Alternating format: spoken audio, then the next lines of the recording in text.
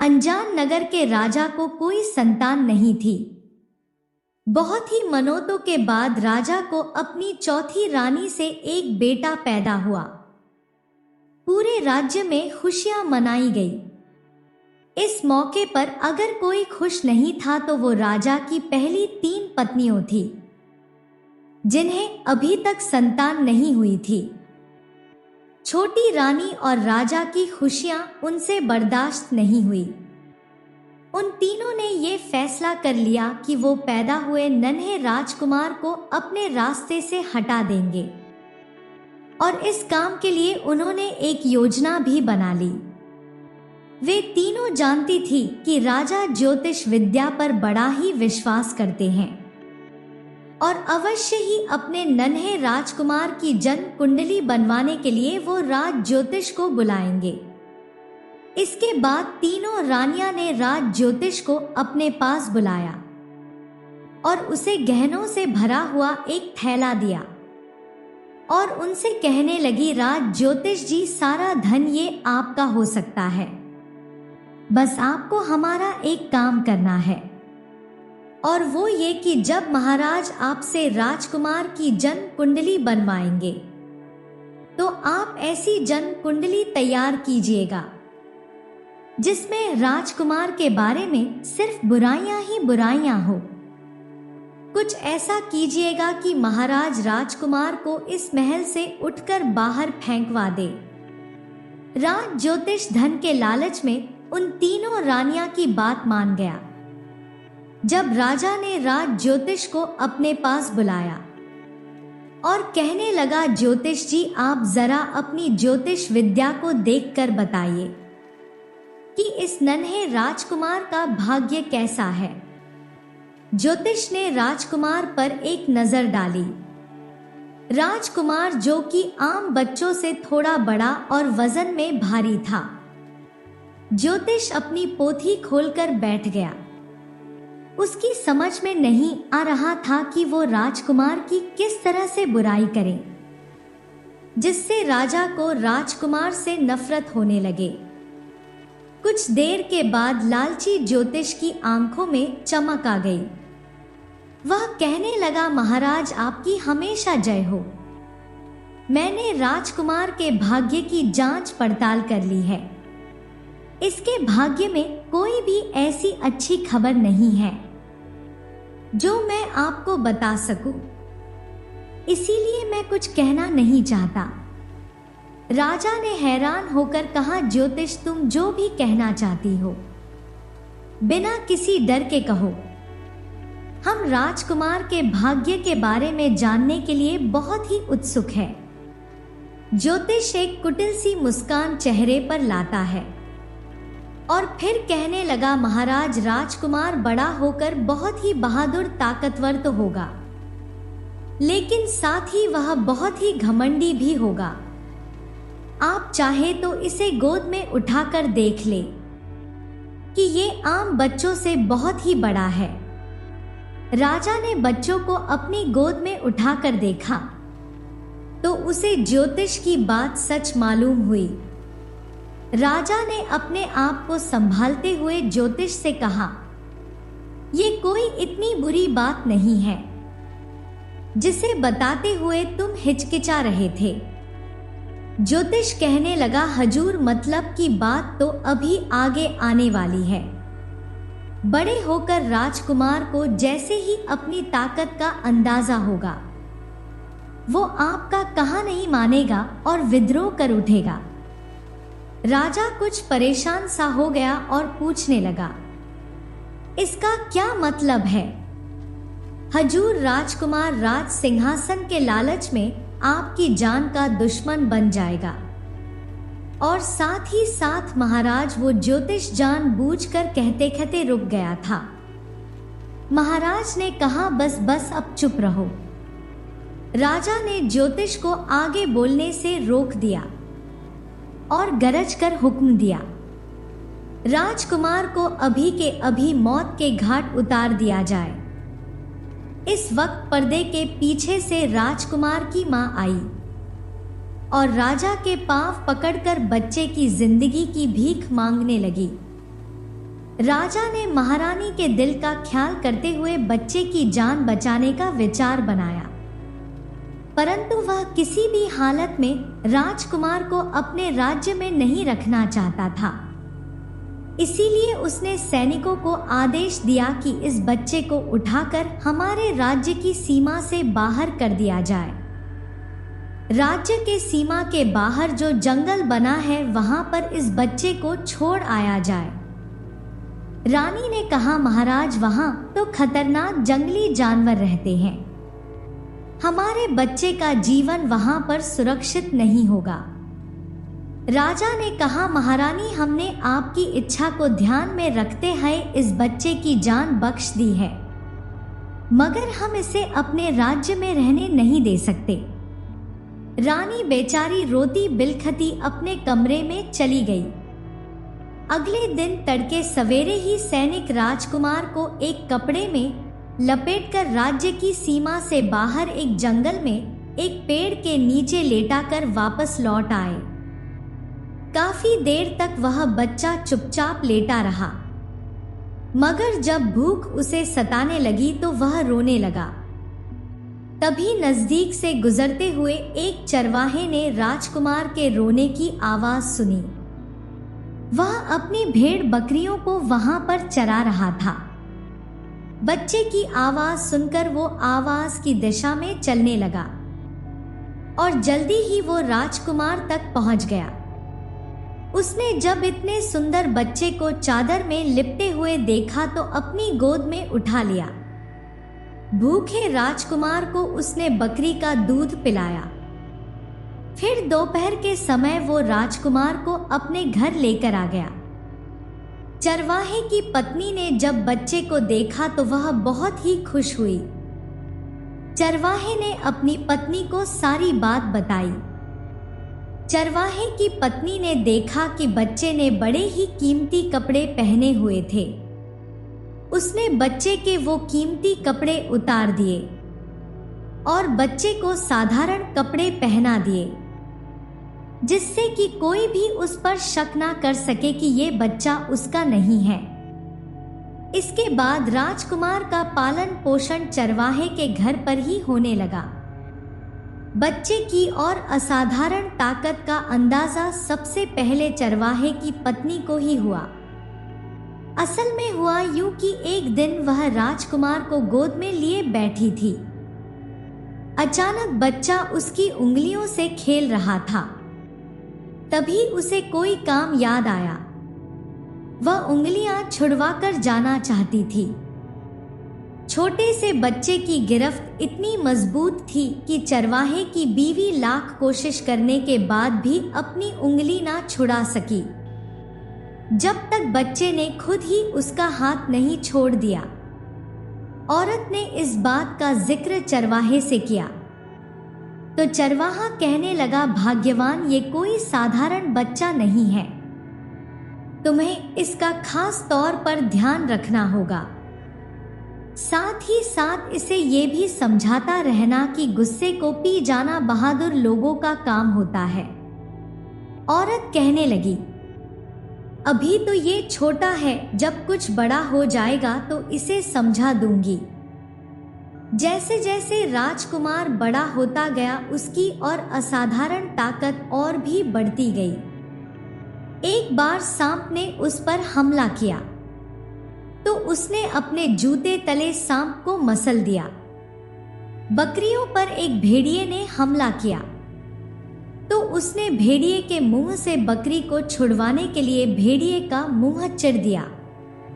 गांव के बाकी लड़के उसे लंबू लंबू कहकर उसे चिढ़ाते थे, लेकिन वह उनसे कुछ ना कहता, क्योंकि उसकी मां ने उसे सिखाया था कि गुस्से पर काबू रखना सीखो। एक दिन की बात है, चरवाहा अपने घर पर पहुंचा तो उसके साथ 2 मुसाफिर और थे। दोनों मुसाफिर लंबे तगड़े और योद्धाओं जैसे मालूम पड़ते थे, जिनके पास अपनी अपनी तलवार में थी। इन हथियारों को देखकर अंदाजा होता था कि अवश्य ही ये तलवार चलाना भी जानते हैं। दोनों ही मुसाफिरों की खूब आओ भगत की गई। वहां से विदा होने के समय उन मुसाफिरों ने चरवाहे से कहा, तुम्हारा बेटा हमें बहुत ही खास मालूम पड़ता है। ये एक देशकीमती हीरा है जिसकी खूबियों को तराशा जाना चाहिए। हमारी बात मानो तो हम इसे युद्ध कला में निपुण बना देंगे। यह जरूर राजा की सेना में कोई बड़ा पद हासिल कर लेगा। चरवाहे को मुसाफिरों की बात पसंद आ गई। उसने मुसाफिरों को अनुमति दे दी कि वह जिस तरह भी चाहे राजकुमार को शिक्षा दे। कुछ दिन तक मुसाफिर वहीं पर रहे। उन्होंने राजकुमार को तलवार चलाना, घुड़सवारी और बाकी सभी युद्ध कलाएं भी सिखा दी। बहुत ही कम समय में राजकुमार ने ये सब कुछ सीख लिया। अब मुसाफिरों ने वहां से चलने का फैसला किया। तब चरवाहे और उसकी पत्नी ने भी अपने बेटे को उनके साथ जाने की अनुमति दे दी, क्योंकि वो भी चाहते थे कि उनका बेटा कोई बड़ा आदमी बने। वे तीनों अपने अपने घोड़े पर सवार आगे के सफर के लिए निकल गए। चलते चलते वह अपने राज्य की सीमा पार कर चुके थे। दोपहर का समय हो चुका था और उन तीनों ने कुछ आराम करने का फैसला किया। जिस जगह पर वह अपने घोड़े से उतरे वो जगह एक शाही बगीचा था और उस जगह पर राजा का महल बनने वाला था। बगीचे में तरह तरह के फूल और पेड़ लगे हुए थे। तीनों इस बात से अनजान थे कि ये राजा का बगीचा है। उन्होंने बगीचे के एक बड़े ही सुंदर हिस्से में पेड़ के साथ अपने घोड़े बांध दिए और पेड़ों की छांव में लेटकर आराम से खर्राटे लेने लगे। इस समय राजा अपने महल के निर्माण कार्य को देखने के लिए उस तरफ निकल आया था। उसके साथ कुछ सिपाही भी थे। राजा जब अपने बगीचे का मुआयना कर रहा था तो वो उस तरफ निकल आया जहां वो तीनों लेटे हुए खर्राटे ले रहे थे। राजा को ये देखकर बड़ा ही गुस्सा आया कि तीन मामूली मुसाफिर बिना उसकी आज्ञा के शाही बगीचे में कैसे घुस आए। उसने अपने सैनिकों को हुक्म दिया, इन्हें जगाओ और मारकर यहां से भगा दो। सिपाही उन तीनों के पास पहुंचे और गरज कर उन्हें जगाया। जब तीनों की नींद खुली, उन्होंने अपने आप को सिपाहियों से घिरे हुए पाया तो अपने अपने हथियार लेकर वो सिपाहियों को ललकारने लगे। सिपाहियों ने कहा, हमसे मुकाबला करना बेकार है। हम तुम्हें गिरफ्तार करके राजा के पास ले जाएंगे। इसी में तुम्हारी भलाई है, वरना तुम तीनों अपनी जान से हाथ धो बैठोगे। दोनों मुसाफिरों में से एक बोला, मुकाबला करके देख लो। मैं एक वक्त में 5 और मेरा साथी एक वक्त में 10 आदमियों का सिर उखाड़ सकता है, और हमारे तीसरे साथी की तो तुम बात ही मत करो। वो तो एक वक्त में 50 आदमियों के सर भुट्टे की तरह उड़ा सकता है। ये कहकर वो सिपाहियों के साथ भिड़ गए। राजा के कई सिपाही मौत के घाट उतर गए। जो बच गए वो भागकर राजा के पास आए और कहने लगे, महाराज, वे तीनों कोई मामूली आदमी नहीं है। वे तो कोई बहुत ही बहादुर योद्धा मालूम पड़ते हैं।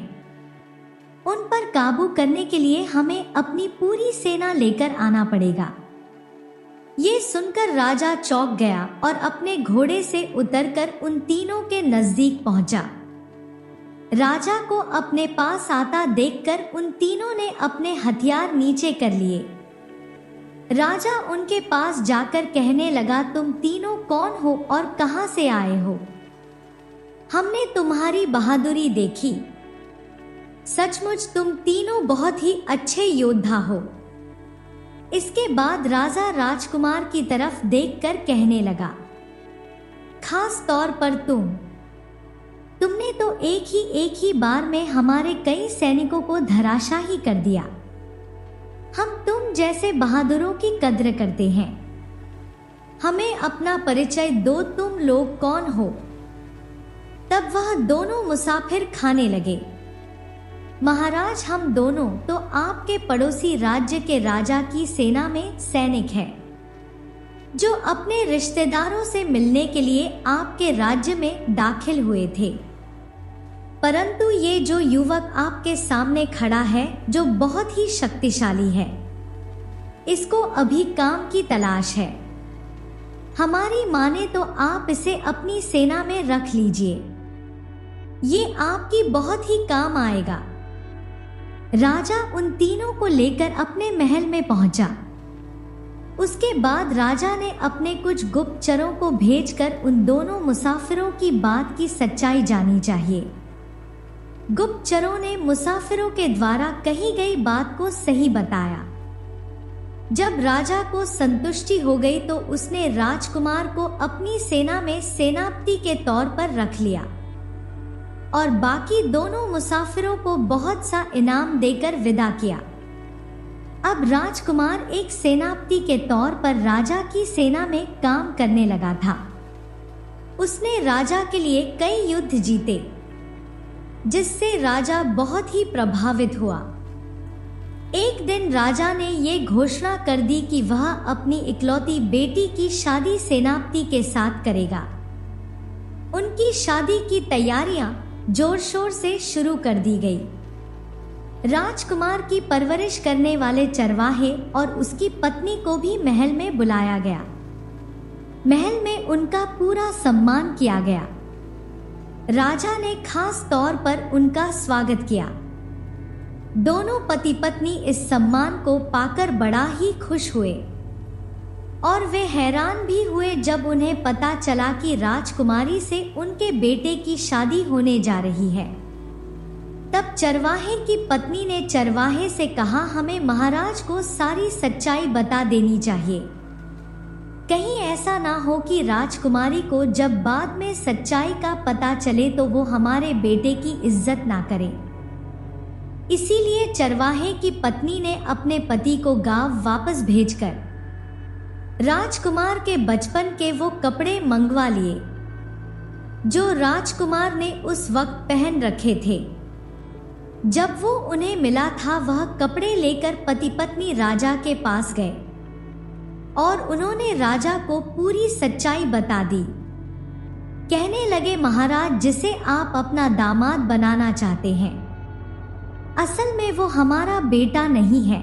ये कहते हुए उन्होंने राजा को सारी कहानी सुना दी।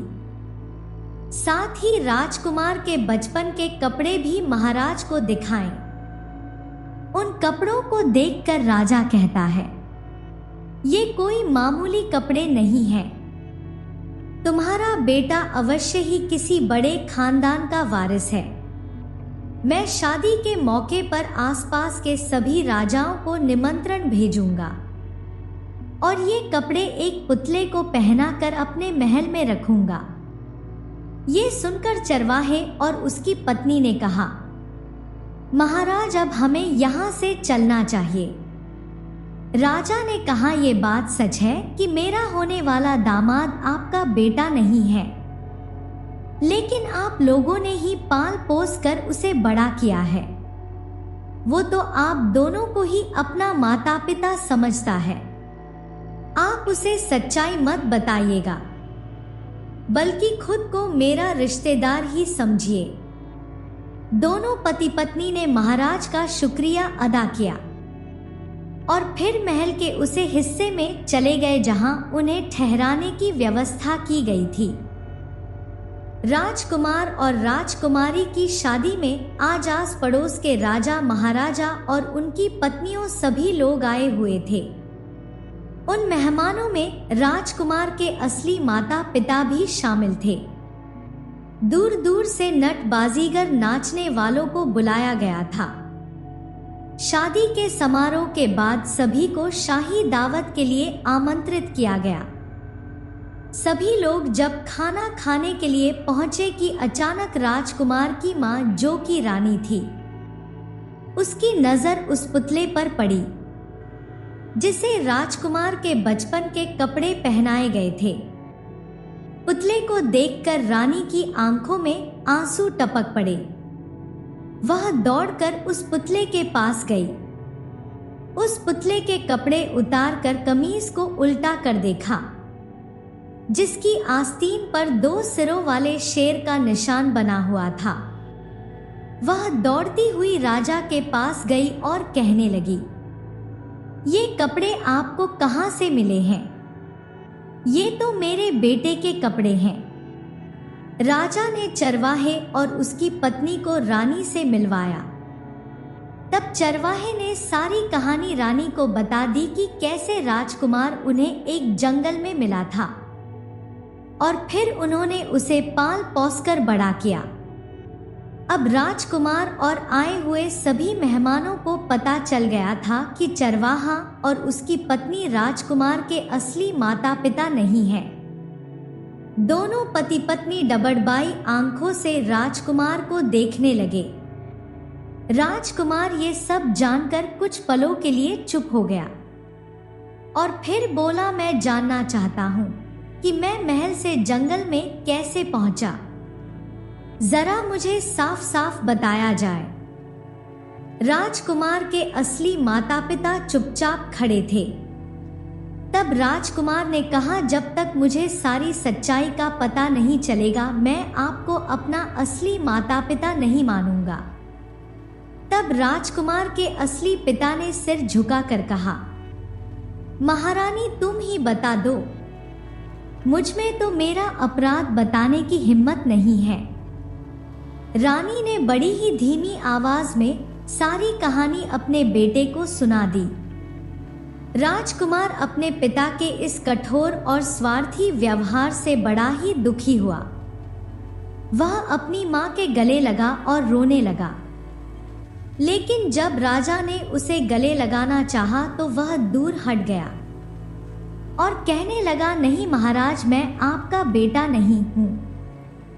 मैं अपनी मां को कसूरवार नहीं समझता क्योंकि उन्हें तो आपने मजबूर कर दिया था, लेकिन मैं आपको माफ नहीं कर सकता। राजा मायूस होकर कहने लगा, मेरे बेटे तुम सच कहते हो। ज्योतिषी से कुंडी बनवाना और उनकी बातों पर आंख मूंद कर विश्वास कर लेना ये ठीक नहीं है। मुझे उस ज्योतिष की बात पर विश्वास नहीं करना चाहिए था, मगर फिर भी मैंने अपने बच्चे का भाग्य जान ही लिया था, तो मुझे ईश्वर से प्रार्थना करनी चाहिए थी। इसीलिए तुमसे ज्यादा मैं उस परमपिता परमेश्वर का अपराधी हूं।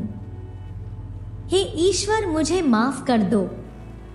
इसके बाद वह रानी की तरफ देखकर कहने लगा, महारानी तुमने वक्त रहते मुझे अपने मासूम बच्चे की हत्या करने से रोक लिया और मैं एक बड़ा अपराध करने से बच गया। इसीलिए मैं आपका बहुत ही ऋणी हूं। राजा फिर से अपने बेटे को देखकर कहने लगा, बेटा आज तुम्हें जिंदा देखकर मैं बहुत ही खुश हूं और भगवान की शुक्र अदा करता हूं कि उसने तुम्हें मुझसे दोबारा मिलवा दिया। तुम जहां पर भी रहो खुश रहो। अपने पिता को माफ करो या ना करो, लेकिन बेटा मेरी मृत्यु के बाद तुम राज सिंहासन संभाल लेना। मेरे लिए ना सही लेकिन अपने राज्य और उसकी प्रजा की भलाई के लिए। इसके बाद वहां पर उपस्थित सभी लोगों की आंखों में आंसू आने लगे। इधर चरवाहा जो यह सब कुछ देख रहा था, उसने अपने आंसू रोककर अपने बेटे से कहा, बेटा अपने पिता को माफ कर दो। तब राजकुमार खुद भी ऐसा करने का इरादा कर चुका था। उसका दिल भरा हुआ था और आंखों से आंसू छलक रहे थे। बगैर कुछ कहे सुने वह राजा के गले लगकर रोने लगा। राजा की आंखों में खुशी के आंसू आ गए। सारे मेहमान वहां पर पिता और पुत्र का मिलन देखकर बहुत ही खुश हुए। कुछ देर तक वहां पर सन्नाटा छाया रहा। और उसके बाद राजकुमारी के पिता ने कहा, यहाँ पर आए हुए सभी मेहमानों को मैं बस इतना ही कहना चाहता हूँ कि आज ढेरों खुशियों का दिन है। आप सभी भोजन का आनंद लीजिए। और फिर बड़े ही धूमधाम के साथ राजकुमार और राजकुमारी की शादी कर दी गई। राजकुमार राजकुमारी को लेकर अपने असली माता पिता के पास रहने लगा, परंतु वो अपना पालन पोषण करने वाले माता पिता को बिल्कुल नहीं भुला था। उसने अपने महल के ही नजदीक एक आलीशान महल और बनवाया और चरवाहे और उसकी पत्नी को वहीं पर रहने की व्यवस्था कर दी। वे सभी लोग एक खुशहाल जीवन बिताने लगे।